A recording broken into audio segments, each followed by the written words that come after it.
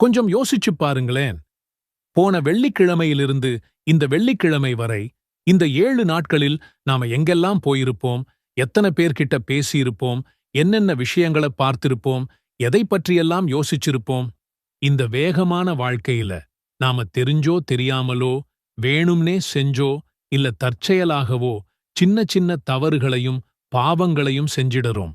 ஒரு சின்ன பொய், தேவையில்லாத ஒரு பார்வை, ஒருத்தர பத்தி புறம் பேசுனது, ஒரு நிமிஷம் மனசுல வந்த பொறாமை, இல்ல ஒருத்தர பத்தி தப்பா நினைச்சதுன்னு பட்டியல் நீண்டு போகும்.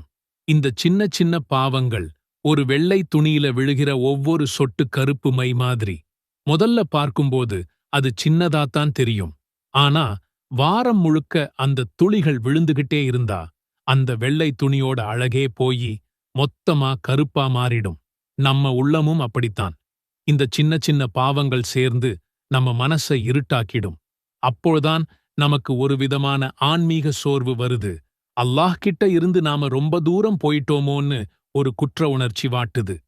ஆனா ஒரு வாரம் முழுக்க நாம செஞ்ச பாவங்களை ஒரே ஒரு சில நிமிடத்துல அழிக்க ஒரு வழி இருக்குன்னு சொன்னா நம்புவீங்களா? ஆமா, கருணையாளனான அல்லாஹ் நமக்கு ஜும்மான்னு ஒரு அற்புதமான பரிசை கொடுத்திருக்கான். இன்னைக்கு அந்த ஜும்மா தொழுகை நம்மளோட ஒரு வார பாவங்களை எப்படி ஒரு சக்தி வாய்ந்த வாஷிங் மெஷின் மாதிரி சுத்தப்படுத்துதுன்னு தான் பார்க்கப் போறோம்.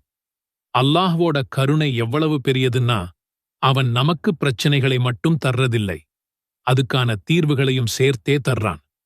நாம செஞ்ச பாவங்களைச் சுமந்துகிட்டு மறுமையில அவன் முன்னாடி நிக்கக்கூடாதுன்னு இந்த உலகத்திலேயே அதை கழுவிக்கொள்ள நிறைய வாய்ப்புகளை கொடுத்திருக்கான்.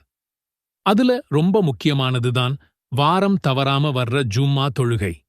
இது வெறும் ஒரு கூட்டுத் தொழுகை மட்டும் இல்லை, இது ஒரு ஸ்பிரிச்சுவல் ரீசெட். ஒவ்வொரு வாரமும் நம்ம பாவக் கணக்குகளை கிளியர் பண்றதுக்கான ஒரு கோல்டன் சான்ஸ். இதுக்கு ஆதாரமா நபி ஸல்லல்லாஹு அலைஹி வஸல்லம் அவர்கள் சொன்ன ஒரு ஹதீஸை கவனமா கேளுங்க.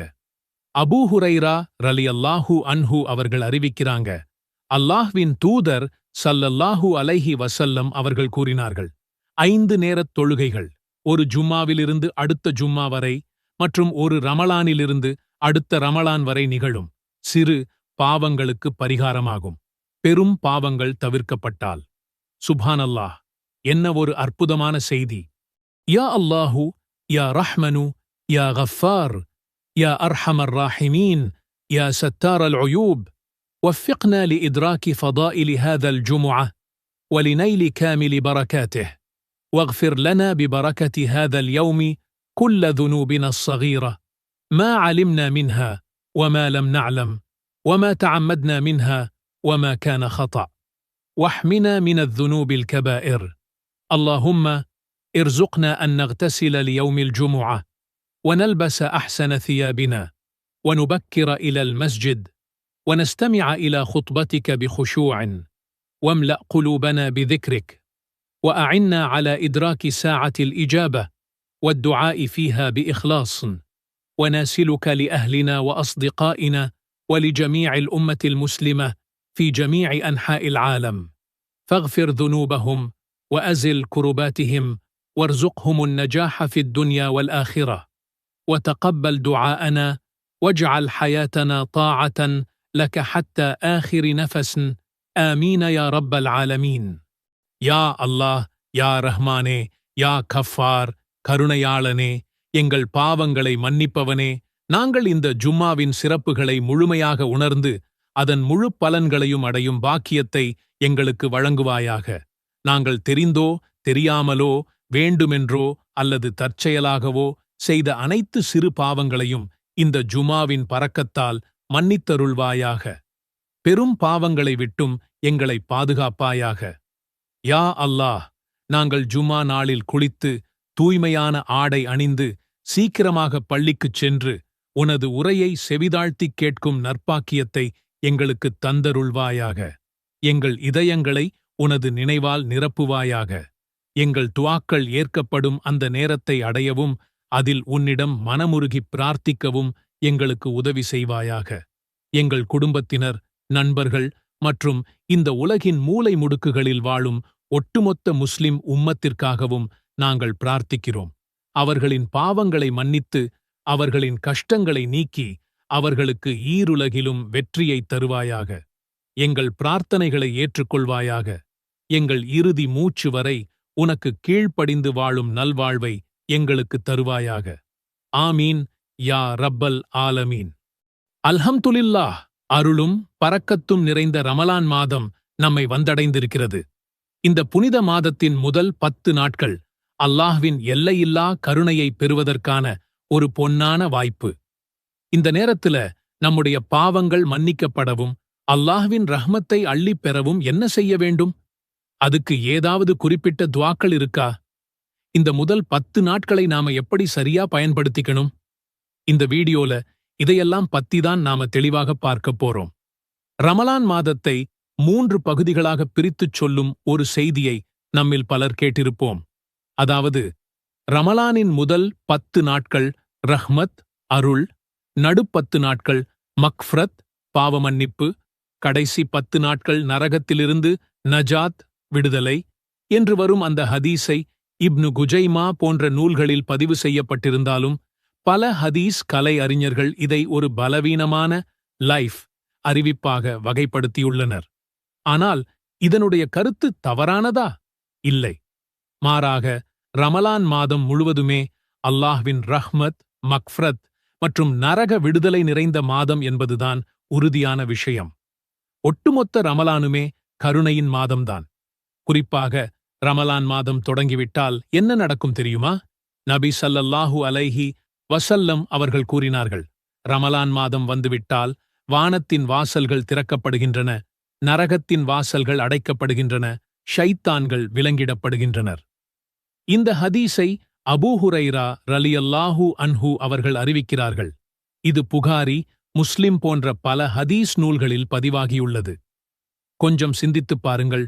சுவர்க்கத்தின் வாசல்கள் நமக்காக அகலமாக திறக்கப்பட்டு நரகத்தின் வாசல்கள் மூடப்பட்டு நம்மை வழிகெடுக்கும் ஷைத்தான்கள் கட்டுப்பாட்டில் வைக்கப்பட்டிருக்கும் ஒரு சூழல். இந்த நேரத்தில் நாம் கேட்கும் துஆ எவ்வளவு சக்தி வாய்ந்ததாக இருக்கும்? அல்லாஹ்வே குர்ஆனில் சொல்கிறான், உங்கள் இறைவன் கூறுகிறான், என்னையே நீங்கள் பிரார்த்தியுங்கள், நான் உங்களுடைய பிரார்த்தனையை ஏற்றுக்கொள்வேன். அதனால்தான் ரமலானின் ஆரம்ப நாட்கள் என்பது நமது வணக்கங்களையும் பிரார்த்தனைகளையும் உற்சாகத்துடன் தொடங்குவதற்கான மிக முக்கியமான அடித்தளம். இந்த துஆ குறிப்பிட்ட இந்த 10 நாட்களுக்கு என்று நபி ஸல்லல்லாஹு அலைஹி வஸல்லம் அவர்களால் பிரத்யேகமாக கற்றுத்தரப்பட்ட ஹதீஸ் இல்லை என்றாலும் இது அல்லாஹ்வின் கருணையை வேண்டுவதற்கான மிக விரிவான, மிக அழகான ஒரு துஆவாகும். அல்லாஹும்ம அர்ஹம்னா பிரஹ்மதிக யா அர்ஹமர் ராஹிமீன். அல்லாஹும்ம அர்ஹம்னா பிரஹ்மதிக யா அர்ஹமர் ராஹிமீன். அல்லாஹ்வே, கிருபையாளர்களுக்கெல்லாம் மாபெரும் கிருபையாளனே, உன்னுடைய கருணையைக் கொண்டு எங்கள் மீது கருணை செய்வாயாக. அல்லாஹ்வின் கருணையை வேண்டுவதோடு நாம் அதிகமாகச் செய்ய வேண்டிய மற்றொரு விஷயம் பாவ மன்னிப்பு கேட்பது. ஏனென்றால் பாவங்கள் அல்லாஹ்வின் கருணையை தடுக்கும் திரைகளாக இருக்கின்றன. அந்த திரைகளை அகற்ற நாம் பாவ மன்னிப்பு கேட்க வேண்டும். இந்த துஆ லைலத்துல் கத்ர் இரவுக்காக பிரத்யேகமாக கற்றுக் கொடுக்கப்பட்டிருந்தாலும் ரமலான் மாதம் முழுவதும், குறிப்பாக அல்லாஹ்வின் கருணை பொழியும் இந்த ஆரம்ப நாட்களிலும் ஓதுவது மிகச் சிறந்தது. அல்லாஹும்ம இன்னக அஃபுவுன் துஹிப்புல் அஃப்வ ஃபஅஃபு அன்னி. அல்லாஹும்ம இன்னக அஃபுவுன் துஹிப்புல் அஃப்வ ஃபஅஃபு அன்னி. இறைவா, நீயோ மன்னிப்பவன், மன்னிப்பதை விரும்புகிறாய், ஆகவே என்னை நீ மன்னிப்பாயாக. இந்த 2 துஆக்களையும் இந்த முதல் 10 நாட்களில் உங்களால் முடிந்த போதெல்லாம் ஓதி வாருங்கள். இந்த துஆக்களை ரமலானின் முதல் 10 நாட்களில் மட்டும் ஓதுவதல்ல, இந்த நாட்கள் முழுவதும் உங்களால் முடிந்த போதெல்லாம் ஓதிக்கொண்டே இருக்கலாம்.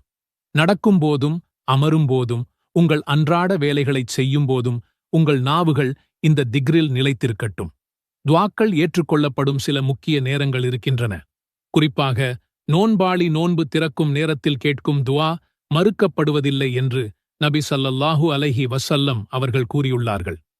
எனவே இஃப்தார் நேரத்தில் இந்த துஆக்களை உருக்கமாக கேளுங்கள். அதேபோல் இரவின் கடைசி பகுதியான சஹர் நேரத்தில் எழுந்து இந்த துஆக்களைக் கொண்டு அல்லாஹ்விடம் கையேந்துங்கள்.